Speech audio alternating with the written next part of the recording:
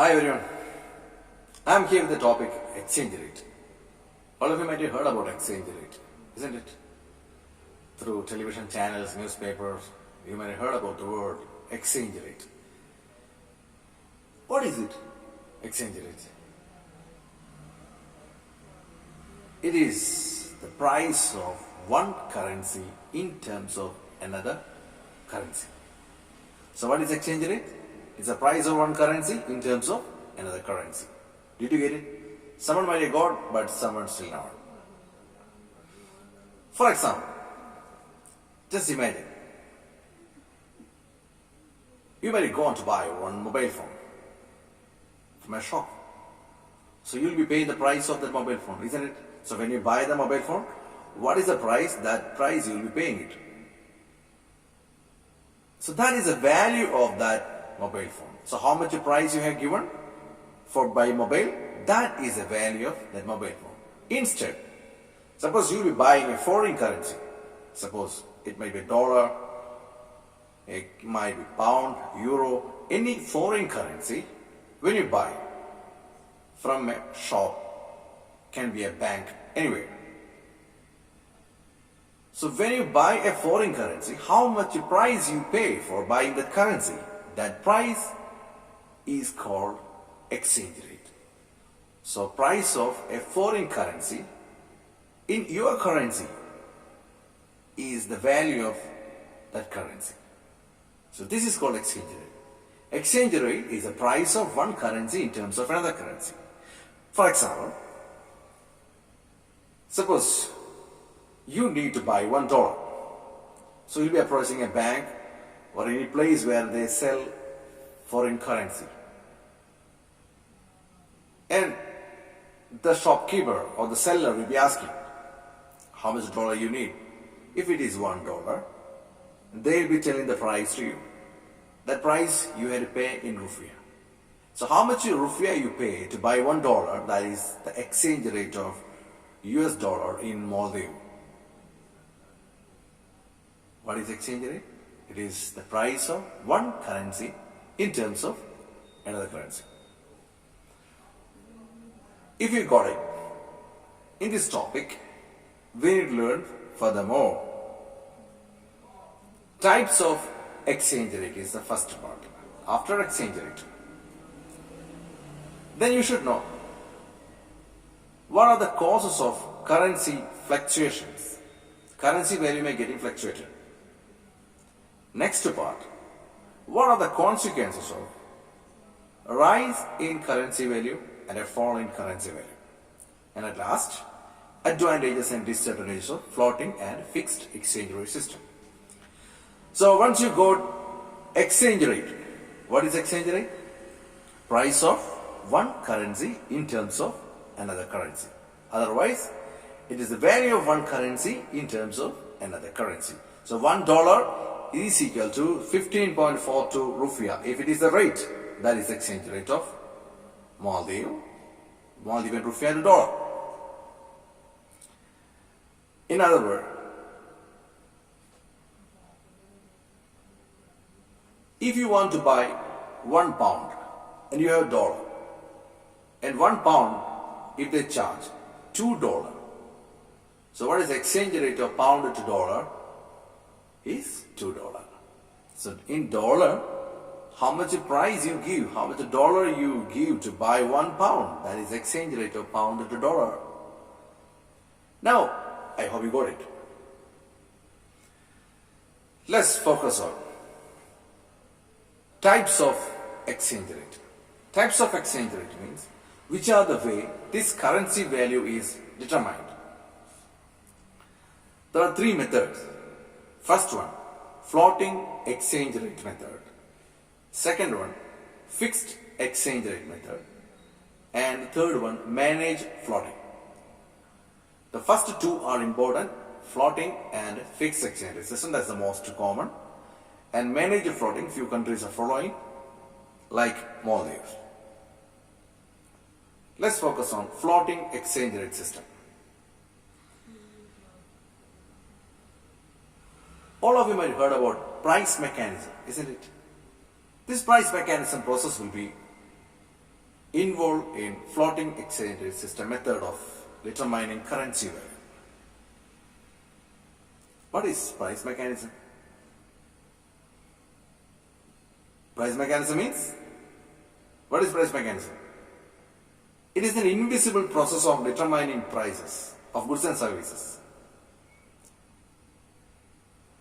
So what is this invisible process? It is two market forces involving in determining the price. So what are the market forces? Demand and supply. So similarly, how the price of goods and services is determined by price mechanism, similar method, currency value will be determined by the demand and supply. So wherever the point demand curve and supply curve meet, that will be determined as market price of a particular currency. So once again, floating exchange rate system, I told, it will be determined by demand and supply. So in fixed exchange rate system means what? You know that price of goods and services, some country follow price mechanism, and some other country will be determined by the price, determining the price of goods and services by the government. So when government determine the price, it will be always stable, isn't it? Most of the cases, government try to stabilize the prices. It will not have frequent changes. Very rarely price government changes. Similar way, currency value will be stabilized by government. It is a huge process. So first we can focus on floating exchange rate system. It is an exchange rate system determined by the demand and supply. So first we should know how this demand for currency created and how the supply curve is created. Do you think somebody demand our currency? Then only our currency will be having a value demand. Who will be demanding our currency? Maldivian rupiah. Just imagine, a foreigner is visiting Maldives. So he may be from any country, he must be coming from Greece, Malaysia, Singapore, anywhere. So they will be having their own currency. So when they reach our airport, from our foreign exchange market, they will be changing their currency to get Maldivian rupiah. Because if they want to go for any shopping, anywhere, they need to carry rupiah. Because everyone may not have enough changes if they pay in dollar. So they try to get our own currency.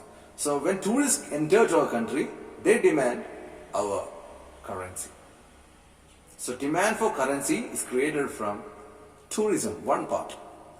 In another case, for example, our fishermen is catching fish and some of it part will be exported to other country.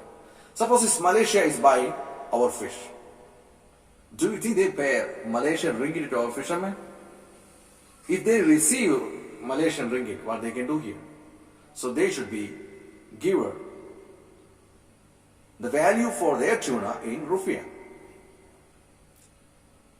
So whoever buy Maldivian product, maybe fish or any item from any other country, if they demand, our currency is first will be demanded.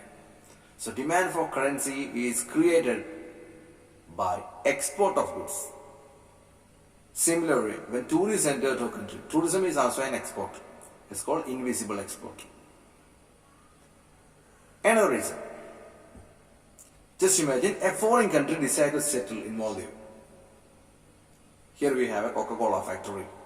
Similarly, if a foreign company is decided to invest in Maldives, they need a lot of expenditure here. They need to buy land sometimes. So land will be given in rent. So they need to construct a building. A lot of expenses will be having here for investing. So their foreign currency, they need to convert to Maldivian rupiah. So they need Maldivian rupiah. Maldivian rupiah is demanded. One more reason. Just imagine, a foreign country decide to help Maldives. For example, Japan, Singapore, or any country decide to give a donation to Maldives. If they give in their own currency, what we can do here?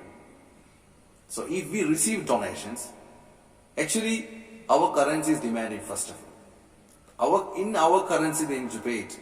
If they give in their currency, every currency may not be acceptable everywhere. So our currencies are demanded by export of our goods, tourism, and investment in our country. I mean foreign direct investment. And donation, grant or gift if we receive. Have you heard about deposit in bank? If a foreigner, a Sri Lankan decided to deposit in Bank of Maldives, do you think they deposit Sri Lankan currency in our bank? No. How much money he has in his account, he need to buy first rupiah. That rupiah he can deposit. So rupiah is demanded by even deposit by a foreigner in our country. Got it? Demand for currencies come from export of goods and services, export of invisible goods such as tourism, and investment by foreign company in our country, and foreign deposit, donation, grant, gift, anything that we receive. Now we know that a market force of demand is working here. Now supply. How supplies are working? Do you think that we supply our currency? When we need to supply our currency, when we supply our currency, it's what is the meaning of supplying our currency? Means converting our currency to a foreign currency. So when we demand a foreign currency, first of all we need to supply our currency.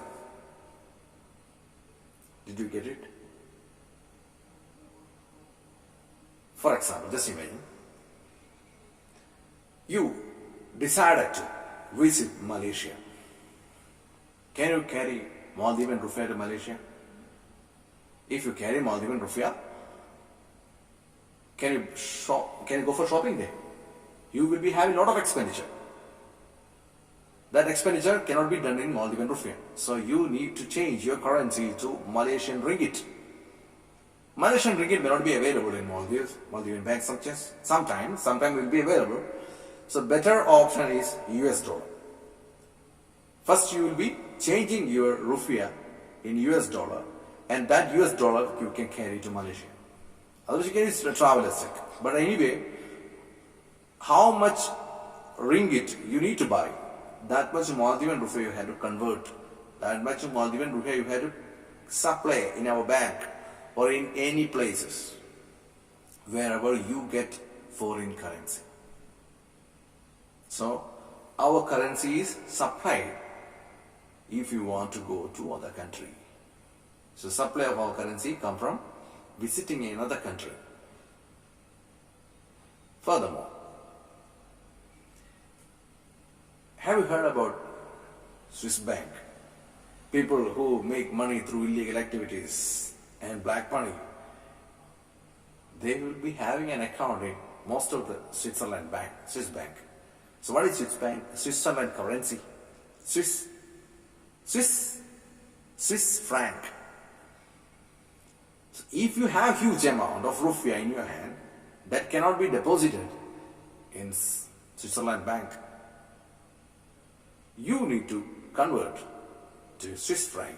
So you will be changing your rupiah in Swiss franc. That means you are buying Switzerland currency with rupiah. You will be supplying rupiah and you will be buying a foreign currency and will be depositing it. So when you have a deposit in foreign bank, your rupiah will be supplied. First of all, I told that when you visit another country, you need to supply our currency, your currency. Similar way, when you decide to deposit in foreign bank, you need to supply your currency. Furthermore, a Maldivian company decided to invest in any other country. So rupiah is not acceptable. So we need to supply rupiah to get foreign currency wherever the country you decide to invest.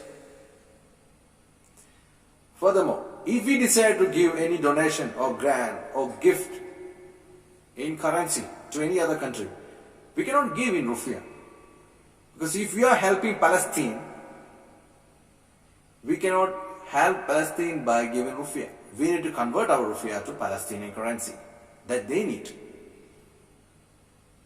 So, our currency will be supplied by giving donation, gift or grant, by depositing in foreign bank. If you decide to invest in any other country, and if you visit any other country, one very important import of goods. Just imagine, most of us having iPhone. Is it Maldivian product? It's made in America. It's an American product. So a lot of importing agencies are here. They will be importing iPhone or any American goods here. And do you think that they are paying in rupiah? No. If American companies sell their product, otherwise if you are demanding American company's product, we have to pay to American company in US dollar. So first of all, we have to change our currency to get US dollar. So currencies are supplied for various reasons. Similar way, it is demanded. So this demand and supply of currency determined exchange rate system. And this method of determining currency value is called floating exchange system. So why do we need a foreign currency? We need foreign currency to visit other country. I mean, you will be going as a tourist. Or if you want to import a foreign good, when you buy a foreign product. If you decided to deposit in any other country's bank, you need their currency. You will be demanding. Moreover, if our country decides to donate to any other country, we need to demand foreign currency. Similar way, why foreigners are demanding our currency? If they want to buy our product, if they visit our country, if they deposit in our bank, if they invest in our country, if they give donation, gift or grant to our country, first of all, they will be demanding our currency. Got it? So, in floating exchange system, currency value will be determined by the market forces of demand and supply. Moreover, in floating exchange system, if currency value increases, and this process is called appreciation. If currency value decreases, and this is called depreciation. We know that if any product having high demand, producer will have a tendency to set high prices. So the price will rise. In a similar way, if demand for a particular currency increases, if we need to buy more and more dollar, we will be forced to pay more price to get dollar. So dollar demand will be increasing, and this will result in high price of dollar. That means dollar is appreciating due to demand for dollar. Similarly, just imagine, more foreigners are entering our country. When they enter to our country, they will be buying our currency. So our currency is demanded by a lot of foreigners. They need our currency to shop here, go for shopping, to enjoy our resort. They will be buying our currency. So what will happen to our currency value? So if it is $1 15.42 rupiah, if it is the rate, and this demand for currency increases, whoever sells the currency, they have an opportunity to set high prices. So next time when a person comes to buy $1, if the previous one would be receiving it 15, and next person may not get it 15, because already a lot of people has taken dollar, taken the rupiah by giving dollar or any other currency. So our currency will have a tendency to rise. And this process of rising currency value in floating exchange system is called appreciation of currency. Similar way, currency value will be getting depreciated. So what are the reasons for appreciation of currency? Means high demand for our currency, moreover less supply of our currency. If our currencies are not available in the market, it's getting shortage. So high price is needed to buy our currency. Similar way, currency value may get depreciated, lower in the value. It is due to lower the demand. Because when nobody needs our currency can be easily sold out at low prices. Moreover, high supply of our currency. When we are importing more and more American products, we need to buy US dollar. How can we buy US dollar? We need to supply our currency to get US dollar. When high our currencies are supplied, its value may get decreased. And this process is called depreciation of currency. Students, let me ask one question. What is floating exchange system? It is one of the method of determining currency value through the market forces of demand and supply. And what are the reasons for demand for our currency? Why foreigners are demanding our currency? To buy our export, to visit our country, to invest in our country, to deposit in our bank, to receive donation, gift, grant, anything. Next question. Why do we supply our currency? What is the meaning of this means?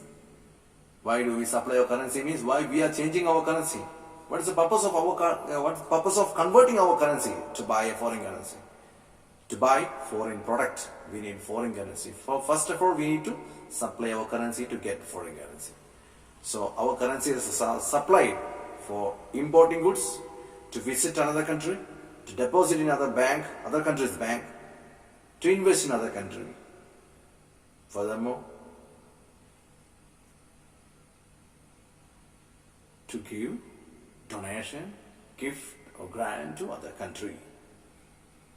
I hope you got it.